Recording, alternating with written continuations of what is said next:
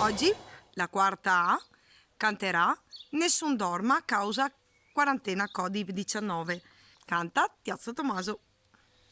Nessun dorma, nessun dorma, tu puro principessa, nella tua fredda stanza, guardi le stelle che tremano d'amore e di speranza, ma il mio mistero è chiuso in me, il nome mio nessun saprà, no, no, sulla tua bocca lo dirò, quando la luce splenderà, di legua notte, tramontate stelle,